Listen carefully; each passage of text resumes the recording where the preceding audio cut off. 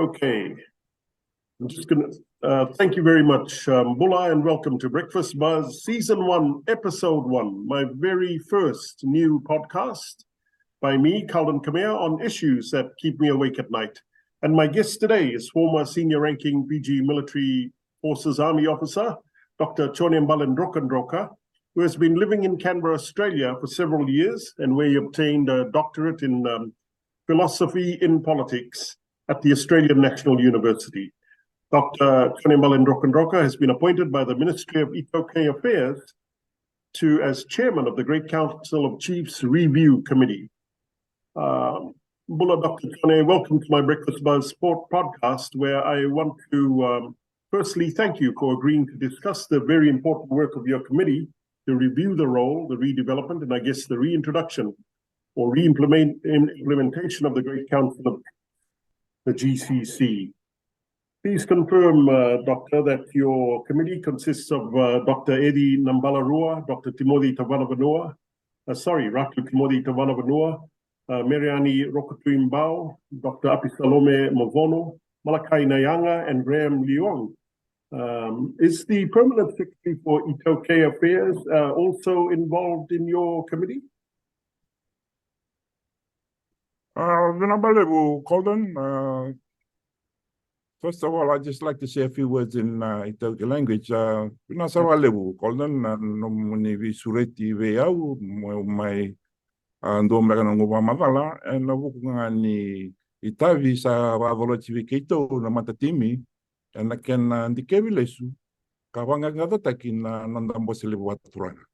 Ni na ronga tiko ni sa mai dingita kendo na team kau na kena liu o wa binu na walebu ni mai solitiko ndana ngona me wa magalataka na itaivi mimbi etiko na kena wanga ngada takitale na mbosele waturanga ni nanda bonolo manioviti bina walebu ka Culden neyo endina sara na matatimi ni sa dabuta tikungori e babu wambenga na turanga uni wala tunde ni tamadala iTaukei o pita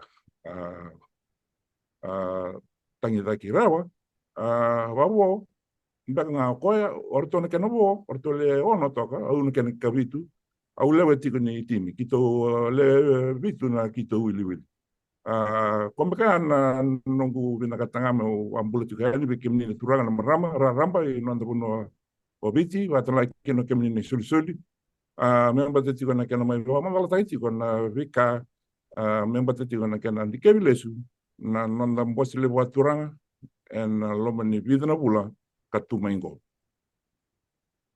Vinaka, Dr. Joni. Thank you very much for also speaking in the iTaukei language.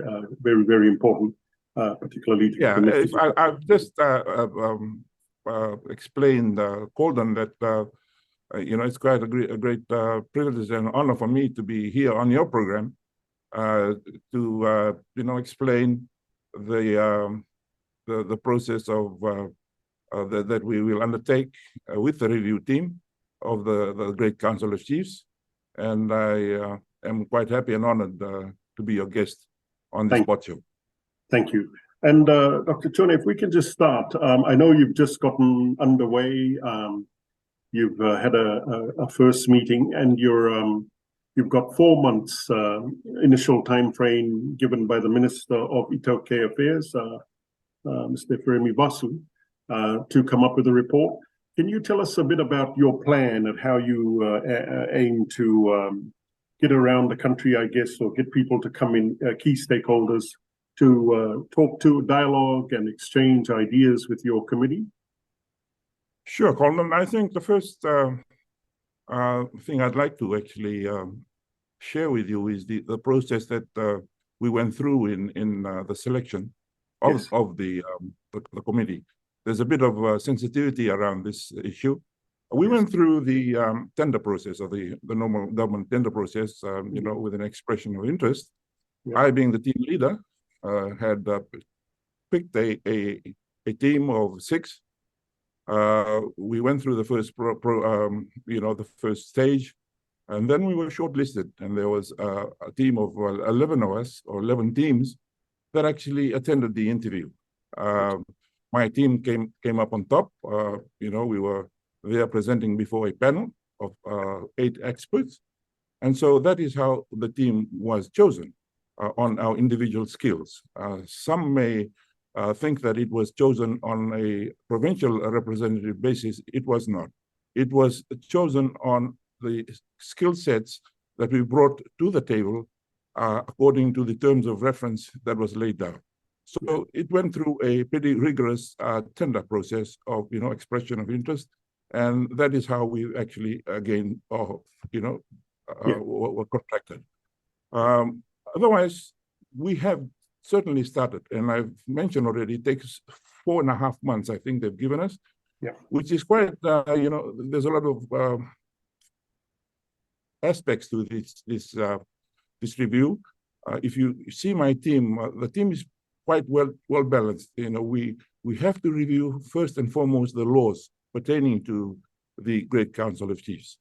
And so in that sort of matter, we have an expert on laws in Fiji. I think most of you would know Graham Leong. He's quite an experienced, long-standing lawyer in Fijian society, and also I think in the Pacific. He's quite well known for his legal mind. So Graham is on the team. Also on the team, Malakai Nayanga, a former CEO of BSP. He's also at the moment the chairman of the Fiji Revenue Customs Services. Then we have Eddie Nambalarua, Dr. Eddie Nambalarua. She's spent almost 40 years in the higher education, institutions in Fiji. She's quite well known for her work. Also with, dealing with the Songo Wakamarama for her province, and also for youth in her province of Teivovo. We have then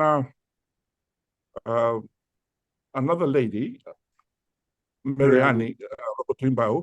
She also comes with, a very good background in, gender, equality work throughout the Pacific, and also with dealing with youth.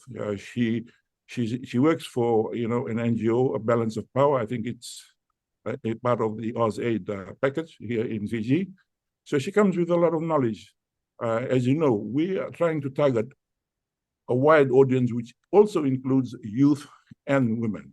So it's very important that we have gender, equality on the team. Then we have Ratu Timothy, Tavana Vanua. You and I know Ratu Timothy, Culden, having, played with him in our rugby days. He, of course, is one of the high chiefs of Fiji. It is important that we have someone of stature in the team to advise us on matters pertaining to tradition, culture. He heads the Yavusa Ratu, which is quite a very strong group, or Yavusa, in the whole length and breadth of the country in Fiji, not just in Bau or Kumbuna, but all over Fiji. The Yavusa Ratu is quite an ancient group of people in Fiji. So I think I mentioned all of them. Have I missed one? Mavono, yes. Oh, yes, and there's Api Mavono. This is one of the up-and-coming academics in Fiji at the moment. I think he's only in his early 30s, and he's got a PhD. Dr. Api Mavono. He hails from Vanuatu, the Crown River. He, in fact, at the moment, is a lecturer in Massey University. And he has, come back, and is part now, is also part of my team. And he brings that experience amongst youth, and also amongst, our youth in tertiary education. So he's into designing of, such things as surveys and such like. So we really have a very well balanced team. And of course, yours truly, my skill sets that I bring to the team, as you know, Culden, the very, let's say, antagonism that started all this was when the military went against, the government of the day. So I have a bit of knowledge on matters such as civil-military relations, and having served also in the military, we'd like to drill down as to why, there was a lot of antagonism and bad relationship between the military and the previous government. So it's very important that we look into all these issues so that we can come up into the recommendation, with recommendations going into the future as far as the GCC is concerned. Yeah. So those are some of the skill sets that I just like to share with you, Culden, as to the makeup of the team. Thank you. Absolutely. And if you can, please, Dr. Joni, just give us a brief on how you will, your general plans for how you will carry out your work over the next month or two before you start writing up your report.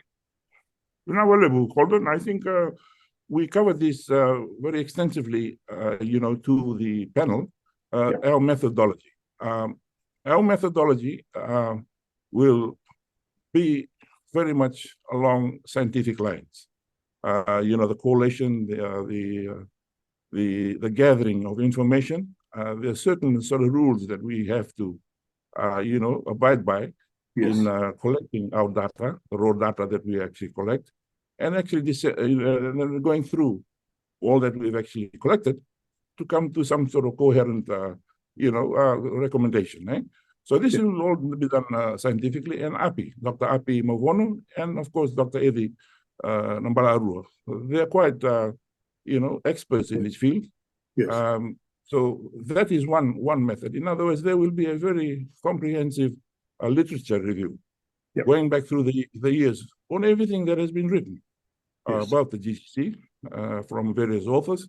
Of course, there's been, I think there's been two reviews done in the last 20 years or so.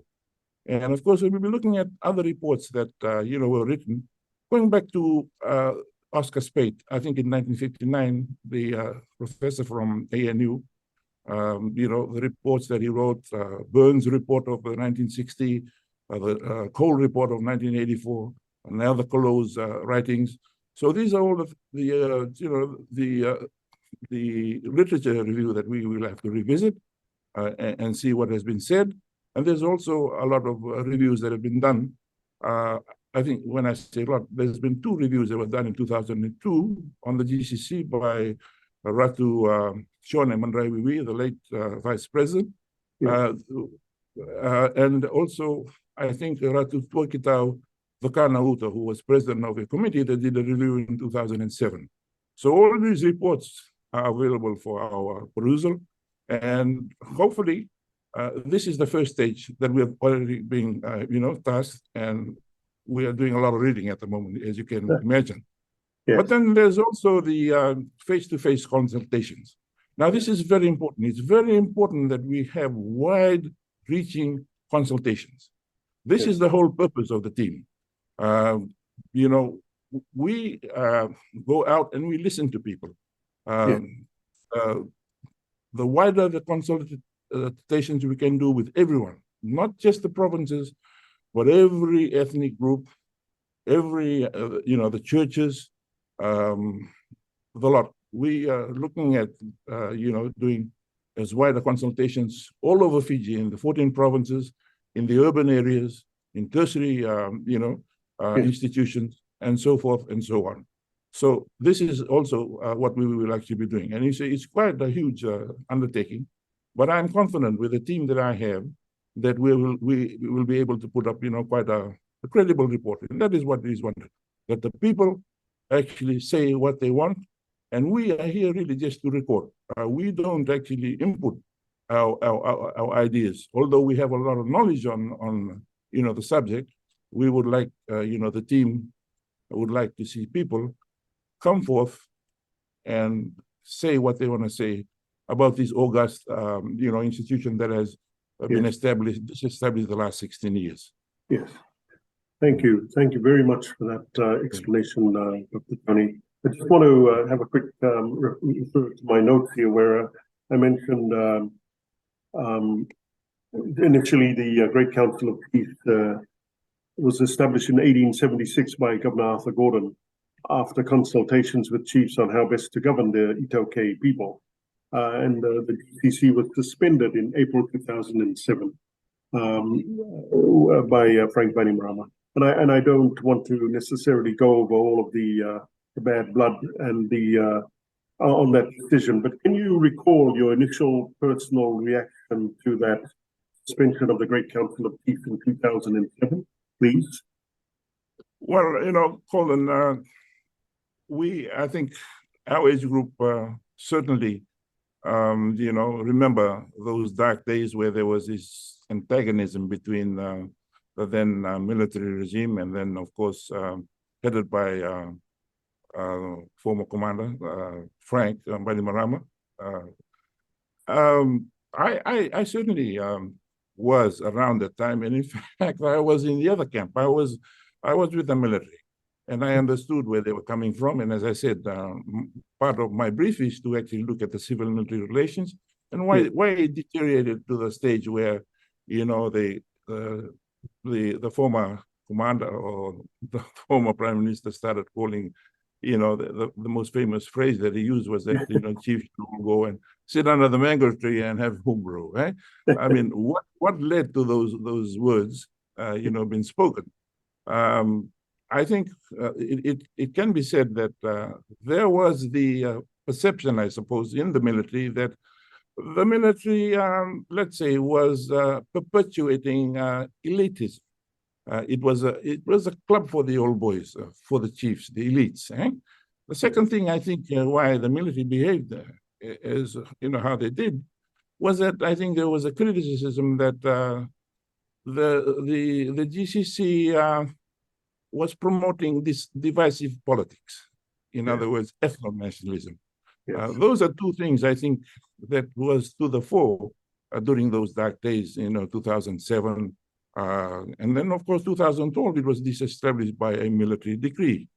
Yes. So, I'd leave it at that. Those were the two major, I say, criticisms that led to the disestablishment of the GCC. Based on what you've just said, you really do have unique credentials to chair this team and lead this team. Seriously, honestly, because you were on both, you have been on the other side and seen it from their point of view, right? Which is, something which is unique.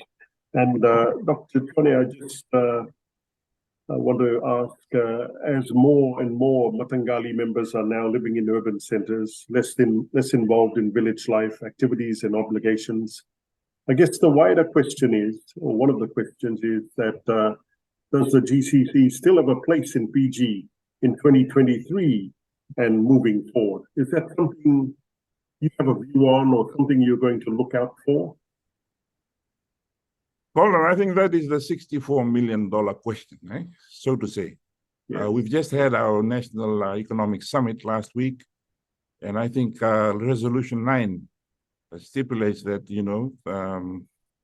that we need to actually look into iTaukei's gaining a foothold in business, in entrepreneurial sort of enterprises. Yes. You will actually know that, according to the home and income expenditure report of last year, that iTaukei's were predominantly, I think the figure that's been bandied around at the moment is that 75% of Taukei's live above or just below the poverty line. Yes. And so it behoves the GCC as the apex of Fijian or indigenous cultural and traditional society to be actually interested in the lives of our people today, especially the youth. There's a group of people, from 1 or at least 16 years, they don't know anything about the GCC. You ask them about the GCC, oh yeah, Great Council of Chiefs, and that's about it.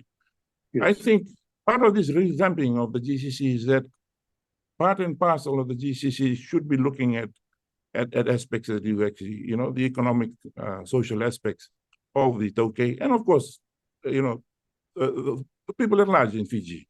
It has to be very much part of this review. And we have started our individual interviews with people in the know, right? People like, the chief executives of various institutions, Fijian Holding, as to their views as how can we actually fast track the indigenous population into this capitalist society that we find ourselves into now. Yes. Yes. Absolutely, because if you don't do it now, there's probably never going to be another chance. It'll slip away. I remember, sorry, please go ahead. No, go ahead. Yeah.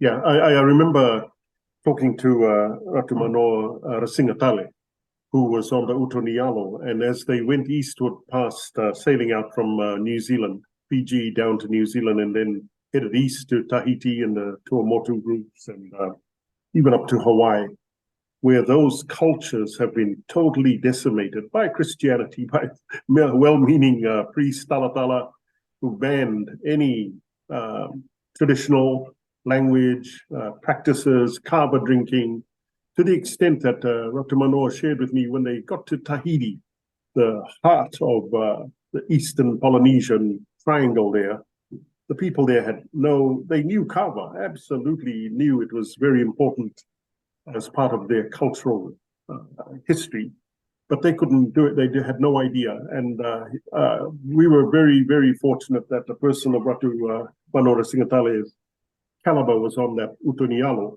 and along with the other Fijian boys on the Utonialo, with Colin Philp and Jonathan Smith, who have passed on, and I mentioned them in respect here. Yes. He said that they saved the day by being able to do the proper Yangona ceremonies, Sevu Sevu, and all other traditional Fijian ceremonies, because our culture is still alive. The iTaukei culture is still alive. That's right. And I guess as much as we're talking about today, Dr. Joni, about the modern world, the challenges we face in the modern world, the iTaukei is still that challenge also to maintain your culture for the youth, especially. Definitely, Culden. I think the various forces at work at the moment, globalization, modernization. We are at the mercy of all these these changes that are well, of course, you have COVID. One thing I'd like to actually mention here that has in some ways turned back the tide is the United Nations Declaration on Indigenous People that came out in 2007. I think there was about 144 signatories to that document. Now, the previous government was not a signatory to it. The present coalition government, when they set last month, I think it was the 14th of March, they approved as a cabinet to be a signatory to this document. And this document has, far-reaching effect as far as indigenous rights is concerned in the world.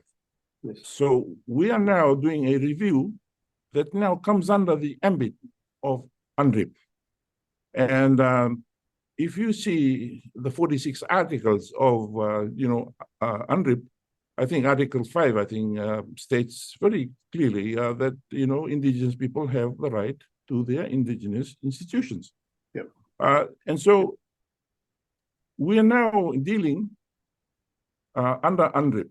I bring this point up because, there is quite a, it's quite a sensitive issue when you're talking about the GCC. There's always this criticism that, hey, you're giving the indigenous or the iTaukei more rights. Unfortunately, I think that is a myth. It should be debunked. Indigenous rights is part and parcel of human rights. It is not, it doesn't supersede, or customary rights do not supersede human rights. And that is a given. So, people may say that, doing this review will in fact end up where the indigenous people are given more rights over and above other, say, ethnic groups in the country. I think that is a fallacy. And that should be actually made very clear at the start of this review, that we are only aspiring to all the 46 articles in UNDRIP. And it does not supersede, or in fact, customary rights do not supersede human rights. It is part and parcel. In fact, it goes hand in glove with human rights. Thank you. Thank you. Absolutely correct. And it's the way to deal with that very, as you say, very sensitive issue moving forward for the iTaukei people. Very, very important. And I'll just refer back to my document here. With to the wider question, does the review of the GCC include the question of our national identity? I raised this, Dr. Joni, because recently one of your panelists, Graham Young, wrote a very articulate piece, I thought, on our national identity. And again, another decree passed under that infamous Standing Order 51 by the previous government, where overnight, without consultation with the iTaukei, without consultation with the Fijian people, we were all suddenly all Fijians. And like many people of mixed race, mixed blood like myself, I found it very uncomfortable because I know my place, I know my bloodlines, I know I took the DNA test from Oxford University, and which gives me my accurate breakdown of my DNA, and confirms that I know my Fijian blood, but I'm not iTaukei. And so I wondered whether you're going to widen the scope, or does that even come into your scope, your ambit about our national identity? You know where I'm leading to, Dr. Joni, is because I believe the Great Council of Chiefs has a bigger role to play in our country. And I think it is up to all of us to look at it very seriously as a role which can be very, very influential and important to all of us, all the people of Fiji, about our identity and our belonging. And as you say, there's the indigenous rights, and then there's human rights. Can you comment on that, please? And please feel free to speak in iTaukei to help clarify the point. Thank you. Thank you very much, Culden. Definitely. The issue of a national name, that is very much, part and parcel why the Great Council of Chiefs should be reestablished, so that they are consulted on this issue. As previously, there was no consultations. Yes. And as you know, we are a review team. What will be told to us, we, hear, and we will record, and we will put up our recommendations as per, the consultative groups that we will actually be addressing. And definitely, we hope that through this consultative process, we will finally come up with an amicable solution as to what we should be known as collectively, as all Fijians, or as all members of this great country.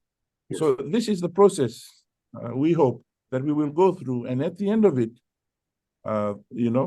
through listening to you, the public, wide consultations, taking it up to the Great Council of Chiefs, and them actually sharing with us what they think about it. We should. I think there's no need, to step on each other's feet, and come up with a name. I think through a consultative approach, nabi rongorongovi, nabi rongorongovi, nabi lelevi, nabi lomani, men nabi rongovi ibakasa me na kai na ngandeviti men batatiko na daba binakati mendana kadibi menda kende kadibi rara kombega na ka urani ko malalta Culden. Yes, thank you. Dr. Joni, just coming to that wider point again, I wonder if it's an opportunity for both sides, the iTaukei and all others, to consider whether we can all in some way come under the GCC, not registered in the VKB, the very sacred VKB, but possibly recognized as belonging in some way, as recently extended to the descendants of the Girimitia by the Queen Novo, I believe, and I know you've had some contact there already. Yes, definitely, Culden. I think that those sentiments are quite widespread to make the GC more representative of today's to the society. I think that is part and parcel of the terms of reference that we are now adhering to. And you're correct. Our first consultation started at Rewa, Lomanikoro, and behold, there were present the Luvenda and the Turanga Ratu.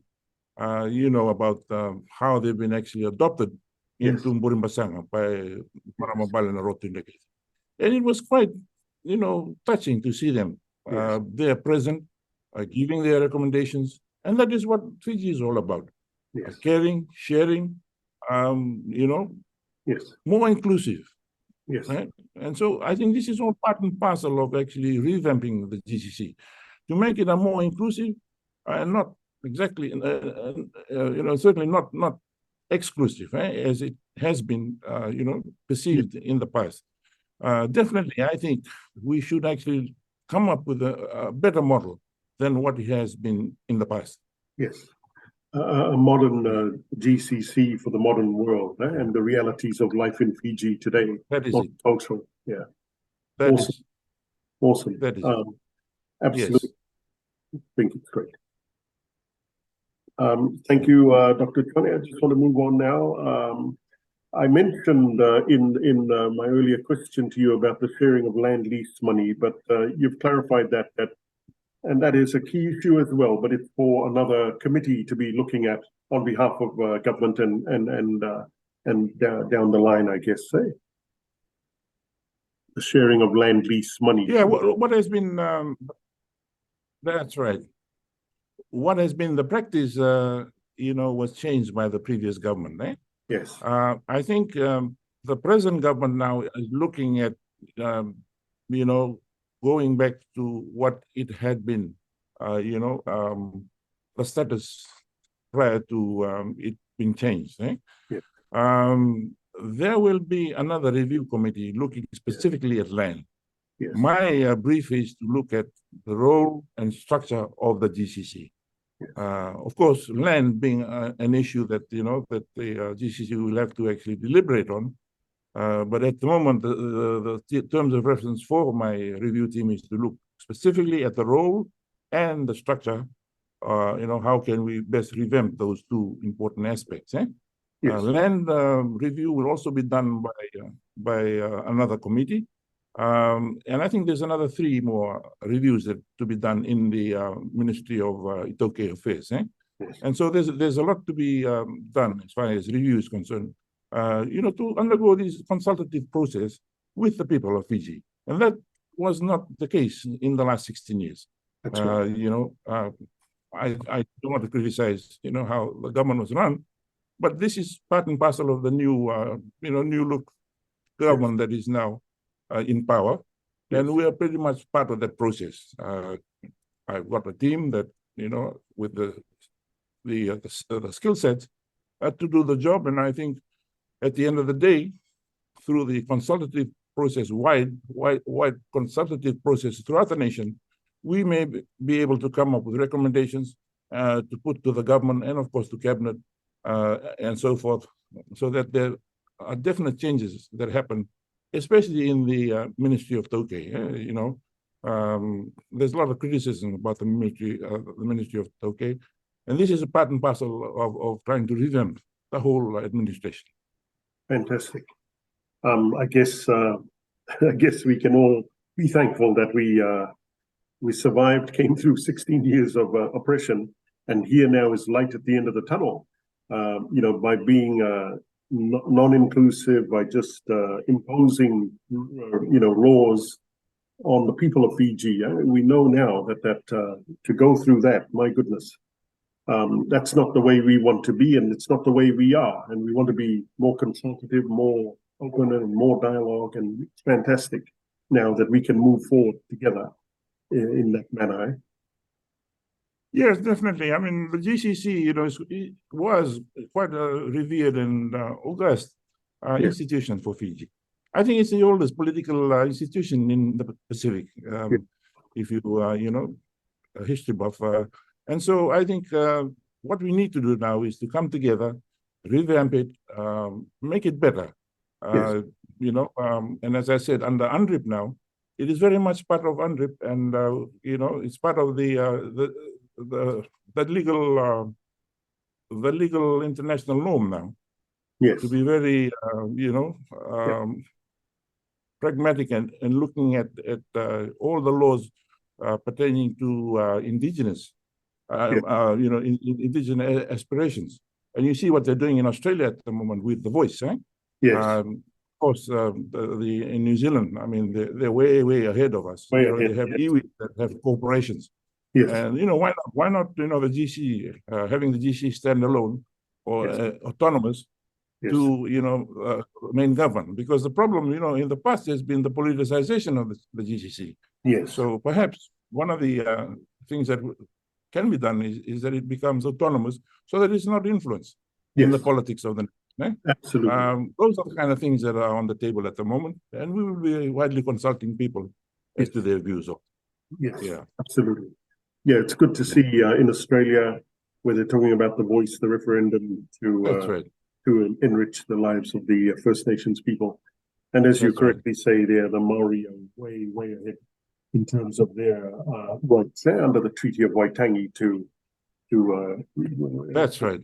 being a very relevant part of their country moving forward, and that's fantastic for Fiji. Dr. Joni, just moving forward, you mentioned earlier that you will conduct wide-ranging, far-reaching face-to-face meetings down at Matangali level, and also outside of the iTaukei traditional population. I just wonder if one of the I remember one of the key points made by, I think it was Professor Wadanasi, is the number of young iTaukei males, especially, but the young iTaukei children born out of their village environment. So they're born in an urban environment now more so than ever. And the key observation by Aturangani Matangali recently is that more and more Matangali members are now living in urban centers. So I guess that's a huge challenge, and you've already mentioned that you will reach out to them and reach out to them and get their views as well, so that it can be taken on board. And that's always going to be a challenge, the urban drift of the iTaukei people, and there are people of all races coming into the urban centers like Suva to live. So it's got to be relevant to them as well, and help them to stay connected to where they come from on the land. Definitely. I think, Culden, you brought up a very good point. 55%, over 55% of Taukeis now live in urban areas. Yeah. And the majority of squatter settlements, you look around Suva, you and I live in Lamy, you just got to look, at the back here, Ngawia, Matata, Yes. Wailea, or Kalakaua. It's full of all Taukeis, okay? So this is very much the predicament that we have at the moment. The urban drift, the lack of jobs, being underpaid, and so on and so forth.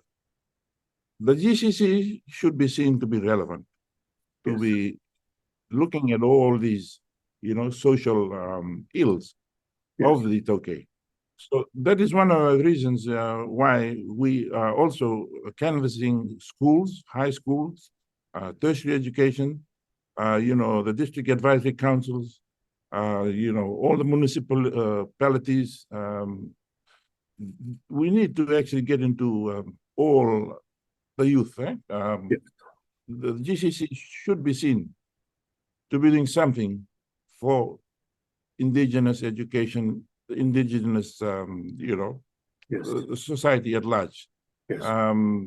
At the moment, it is known as just a talk fest for chiefs. We need to be seen to be doing something, offering scholarships, getting into small business, that sort of thing. What the Maoris are doing with their iwi corporations in New Zealand. They go from, fishing and farming right on to things like, aged care. Why can't the GCC setting up such, institutions for all, what the Maoris are doing with their iwi corporations? These are all the possibilities. And I'd just like to add that we are also thinking of actually, visiting all the Fiji diaspora at the main centers, for instance, in New Zealand, Australia, the US, and the UK. Yes. Perhaps in New Zealand, in Auckland, because there's a huge population base of Fijians there. In Australia, I think Sydney, we're thinking of actually going there and doing consultations. On the West Coast, Modesto, Santa Rosa, all that area. I mean, Sacramento, where all our age, care workers are. Of course, up in the UK, all the short as well, the soldiers and all are at the moment. So we're thinking of actually going there, and then we're just looking at the budget, how we will do it. Maybe we will have to split the team. Yeah. But this is in an effort to actually provide consultations. As you know, there's almost 1 billion of remittances actually coming to the country from all our workers and families from overseas. So they need to be held to as to what they think about, what DCC should be like or should actually do. Yes. So this is what we are looking at, making sure that everyone's voice is heard. Yeah, no, Dr. Joni, the fact that $1 billion in remittances is being sent back home every year tells you something about the connection. Definitely. I was amazed the other day to read that revenue from remittances is now higher than sugar. And that's quite amazing. It works out at $3 billion a day. And I put it to you that without that money coming into Fiji, a lot more people would be struggling, to live a quality of life, to survive. That's right. And so I was talking to someone from Sacramento just recently, and he was saying that the saddest part for them is many of them are undocumented in Sacramento, in the States, and mainly in California, and they can't come back. And they're undocumented, and which is a recognized status in America. As you can, they don't actively, the government doesn't actively work against undocumented labor because it's so important to their economy, especially in California. That's right. California, memory, the 5th largest economy in the world, relies on a lot of people coming in from all over the world, South America, Mexico especially, but more so now Philippines, a lot from, as far as we're concerned, from Fiji. But they were saying that sadly, because they can't come home, they stay there. They're hoping that our government can work something out with the US government. And secondly, when their passports lapse, expire, Fiji passport, the cost of renewing their passport is, I think it's $3,000 or $5,000, which is high. And they all, cherish the blue passport. And so that's something they raised, and it's something I, hope that we can take a look at. And the Prime Minister did mention to them on his visit that he would delegate some of his staff to look at that issue, because man, without remittances, we would be in a lot more social strife in this country. Yes, definitely. I mean, we all understand and we know the huge, assistance that is coming in through remittance. All I can say as the leader of this review team is that we will make it our business to go and consult with them in the various,